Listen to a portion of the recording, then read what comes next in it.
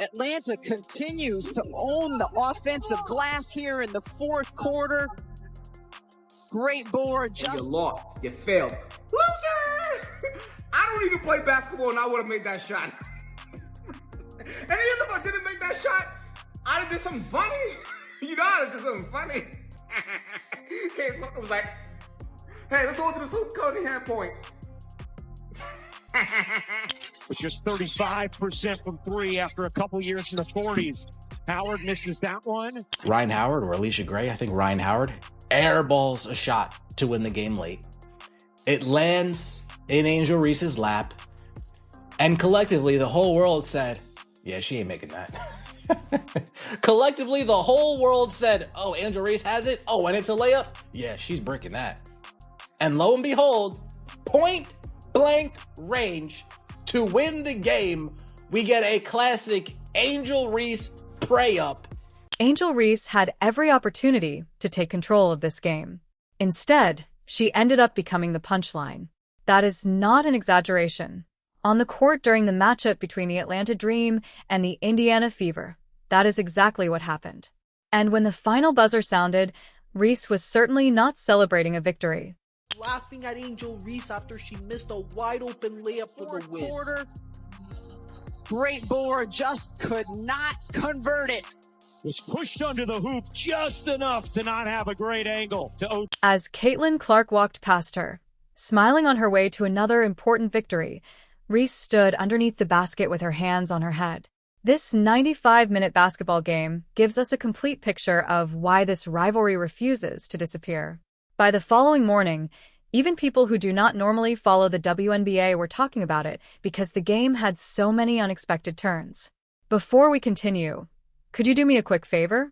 If you are enjoying this video, please subscribe. Have you subscribed yet? I truly appreciate it. Thank you. You had me laughing at you, girl. I told you, Angel Reese is a pure bum, the worst kind.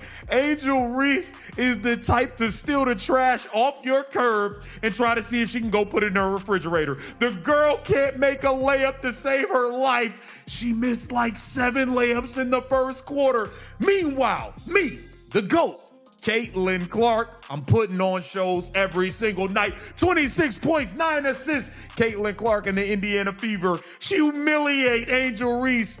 Or maybe Angel Reese just humiliated herself. As the Indiana Fever go on to win 29 points, 9 assists. This did not begin as another heated exchange between two players who already cannot stand each other. So, let us go back to the moment when the action actually became physical. In simple terms, it started with Reese getting beaten on defense. Reese stayed tight on Clark when she pulled up for a deep shot off the dribble midway through the first quarter, challenging her as hard as possible. Even so, the shot still found the net. Because she was crap in this game. A bag of crap. She was awful. Angel Reese was terrible. Speaking of terrible, Angel Reese never beating the allegations. This was to open the game. With Reese leaking out, finds her. Lee Sheet. That was awful. Wow, that was awful. One more good time. It did a... Yeah. Yikes. Holy moly. Even if nobody recognizes it immediately, that is exactly the kind of moment that can quietly frustrate a defender. You do everything right on defense. You stay in good position, challenge the shot properly, and yet the ball still goes in. For a competitor like Reese, who takes a lot of pride in playing aggressively and physically, that had to hurt at least a little. Laughing at Angel Reese for missing the game-winning layup! Helen Keller could have made the layup! It was the fucking second layup that she missed. She missed a wide open drive in the first quarter, and then she misses the game-winning layup. And then, of course, we have the halftime crew just glazing Angel Reese, making it seem like she's a better player than Kelsey Mitchell, making it seem like she's a better player than Caitlin Clark. And Angel Reese with the total brick of a three-pointer. No wonder why they left her wide open, misses the layup. Look of disappointment on both her coach and teammates' face when she missed the game-winning layup. At least Angel was honest at halftime with Holly. I was a little bit impressed by that, where she was like, hey, I am playing like shit right now. I really got to step it up. I will say she is good on defense. She's always good on defense. She's a rebound machine, but she shouldn't shoot the ball so much. This photo just like... A few possessions later, Reese and Clark fought for a loose ball beneath the basket after Ryan Howard's attempt went up and missed. At that moment, Reese drove her forearm straight into Clark's neck to keep her away from the ball instead of simply boxing her out during a normal rebounding battle. When two players rise together and make contact while coming back down, that can be an ordinary collision. But this was not simply a bump or accidental contact. It was a clear and deliberate push toward the neck, the kind of action that would be ruled illegal in almost any other competitive sport without hesitation. And the officials could not say they failed to see it because the play did not happen in a crowded area or somewhere off to the side. It happened directly in front of two officials standing inside the paint, fully visible beneath the bright arena lights, while cameras recorded every second from several different angles. Howard misses that one, out of bounds, and it will be Indiana basketball. 4:10 to go in the first, and the Fever lead by 2. So, let's go to Angel Reese clocking Caitlin Clark right in the throat hole. Just 35. Right here, you're going to watch. There she gets her in the neck, and there she gets her in the throat. Yeah. What are we doing? Neck, throat. Clark immediately turned toward the referees with her arms extended, appearing to ask for a whistle. To anyone watching from home, the situation looked completely obvious. During a fight for the basketball, she had been hit in the neck, which is about as clear a foul as you can find at any level of the sport.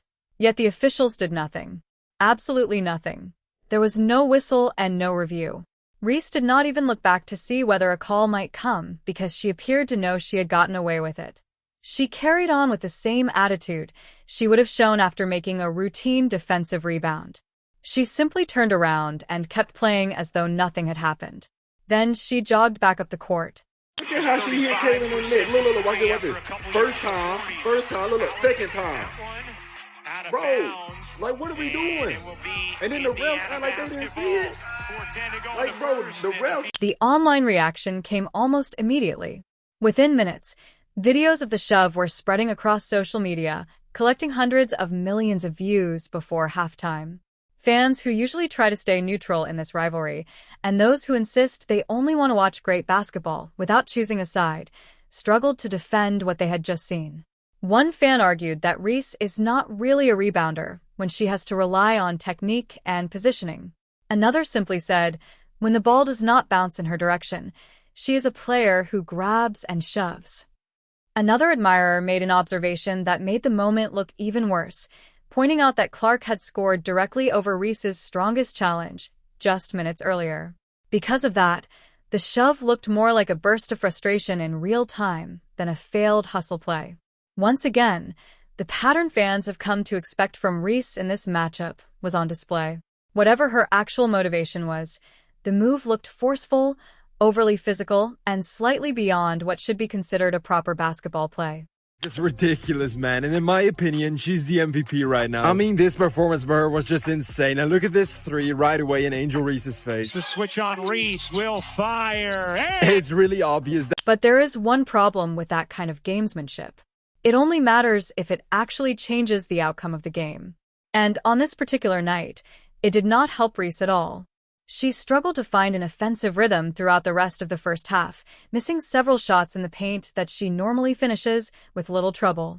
She started 0 for 6 and eventually finished 5 for 16 from the field, making it a very difficult shooting night for a player whose reputation is built around efficiency and physical aggression near the basket. Despite this, she continued battling hard on the boards and finished with 6 assists and 14 rebounds. So, it is not as though she completely disappeared from the box score, but it was clear that the frustration behind the next shove did not turn into made shots. And Clark simply continued doing what she had come to do, appearing completely unaffected by any of it. Break. She sucks from 3. Boom. Whoa. Angel Reese on a layup Can't score it. She stinks. Look at all these layups missed. The girl is awful. The girl is garbage. Here she comes. I'm going full court. Hey, boom. Get that out of here. She sucks. Here comes Angel Reese coming down the lane again. Uh-oh, spinning and missing another layup. It's missing another layup. Here we go. She's looking for fouls. Here we go, down low. Uh-oh, I'm spinning. I'm missing another layup. The girl is horrible. The girl is terrible at the game. Here we come, coming down the lane. Here we go. I lost it out of bounds. Down low again, another layup opportunity, and she missed it. She's terrible. Here we go for three. Clang. Here we go. Game on the line. Uh-oh, I can win it. Smoke the layup. Then Naz Hillman follows up and smokes the layup. I mean, you starting to rub off on the other. By the fourth quarter, the game had turned into a fierce battle. Atlanta's Alicia Gray was putting together a career-high 32-point performance by the end of the game. And every time Indiana tried to pull away and put the contest out of reach, the Dream kept fighting their way back.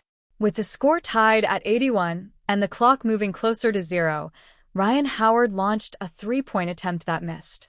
Near the front rim, Aaliyah Boston was practically riding on Reese's back as they battled for the ball. In the middle of heavy traffic, the offensive rebound was somehow pulled down. It was Reese's chance. All night, she had been using her physical strength to create exactly this kind of opportunity. Now, she only needed to finish the play cleanly. 5 seconds. Howard launches. Missed it badly. Reese the putback. Won't go. Hillman. No. And But she could not finish it. Boston was all over her, leaving Reese with very little room to operate. Reese went for the putback, but the attempt fell short and hit the front rim. With 3 seconds remaining, the game suddenly came to a dramatic end. Naz Hillman desperately tried to save the possession with a follow-up layup after the ball came loose again, but Boston reached back and blocked that attempt too. Atlanta had 2 chances to send Indiana home with a loss right at the rim, but the Dream could not finish either opportunity. Reese had once again used tremendous physical effort to fight her way into the right position, but when it mattered most, she could not complete the play in front of her. The game was on the line, and the clock was moments away from reaching 0. Did y'all see that game?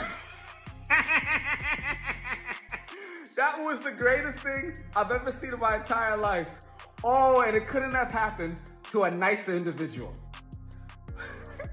Angel Reese, probably the most despised person in the history of all sports, couldn't get a layup in. She tried the first time, couldn't get it. She tried the second time, couldn't get it. Even her teammates was like, come on, man. The third time at that point, the Indiana Fever just backed off. They're like, nah, come on, girl. I mean, we feel bad. Go ahead. She's like, I'm Jordan. No, I'm not. Meanwhile, mother freaking Kate Clark was laughing at her. She was like, the camera caught it. They even had to do a double take.